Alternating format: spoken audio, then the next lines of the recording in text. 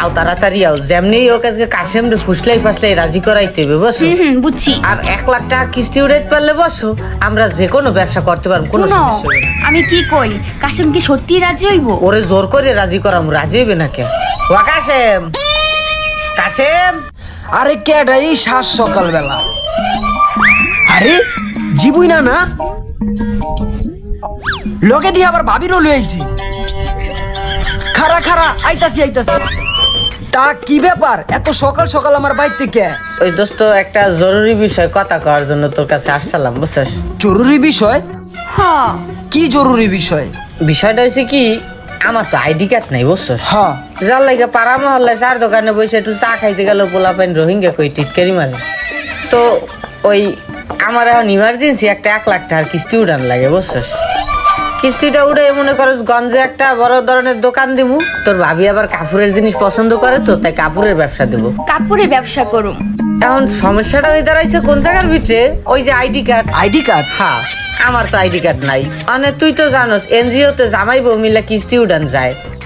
এখন তোর ভাবির আইডি কার্ড আছে, তোরও আইডি কার্ড আছে, তোরা দুজনে জামাই বউ পরিচয় দিয়া আমাকে এনজিও তে একটু লোনটা উঠাই দে। হ ভাইজান, এই লোনটা একটু উঠাই দেন না, অনেক উপকার হইব। মানে আমার আইডি কার্ড দিয়া ভাবির আইডি কার্ডের সাথে মিলায় স্বামী স্ত্রী পরিচয় দিয়ে আমরা লোন উঠামু? হ্যাঁ দাদা, ওই আইডি কার্ডটাই। দোস্ত কিস্তি নাই আমি উঠাই দিলাম, তুই ঠিকঠাক মতো লোন দিবি তো? পরে আবার কোনো ঝামেলা হইব না তো? না, কোনো ঝামেলা হইব না, আপনি কোনো চিন্তা করেন না। এই কিস্তির রিস্কটা পুরাই আমার উপর ছাড়ি দেন, কোনো সমস্যা হইব না। আমি আছি না, এই কিস্তি পুরাই রিস্কটাই আমার, ঠিক আছে? একটু লোনটা তুইলা দেন, একটু নিজের ভাবের লিগা কষ্ট করেন, একদিনের তো ব্যাপার। থাক ভাবি, আর রিকোয়েস্ট করতে হইব না। আপনি যেহেতু এত করে কইতাছেন কিস্তির বিষয়, তো এটা নাই আমি উঠাই দিতাছি। অন্তত কিস্তির উছিলা হলো একদিনের জন্য আপনাকে বউ হিসাবে তো পাবো, এটা ভাইবেই অনেক আনন্দ লাগতাছে। দাদা, আবে সালে, ওই তুমি ছোটবেলায় সাবানা আলমগীরের ছবি দেখছো?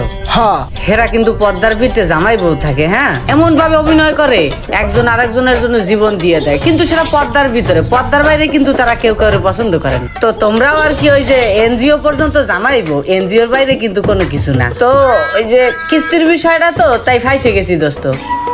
আমার আইডি কার্ড নাই, উপকারটা করো দোস্ত। হ্যাঁ ভাই, এটা অনেক উপকার হইব, একটা ব্যবসা তো চালু করতে পারো। আচ্ছা ঠিক আছে, যেহেতু ভাবি কইছে আমি আমার কাগজপত্র রেডি করতেছি, তোমরা বন্ধু তোমার কাগজপত্র রেডি করো, আমি তাহলে আমনে। হ্যাঁ, অনেক বড় বাঁচালেন ভাই। চলো, ভাত রান্না লাগবে। হ্যাঁ চলো। উফ, কিস্তি তাহলে উঠাই দিতে হইব।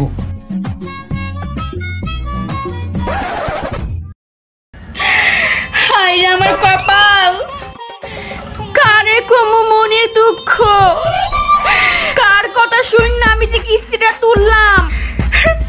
কোন বড়দে কইছিল স্বামীর কথা তাল দিয়ে কিস্তিটা উড়াইতে।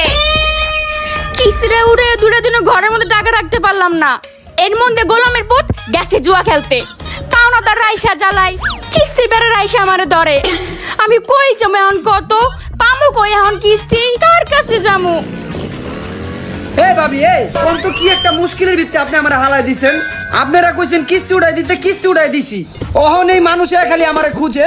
আমার কিন্তু এই ঝামেলা ভাল লাগে না। আমার কি অপরাধ হয়ে গেছে আপনাকে কিস্তি উড়াই দেওয়ানটা? এই মহল্লায় আমার কোনো দাঁড় দেনা নাই, কিন্তু আপনাকে এই কিস্তির টাকার লেগে মহল্লার মানুষ খালি আমারে খুঁজে।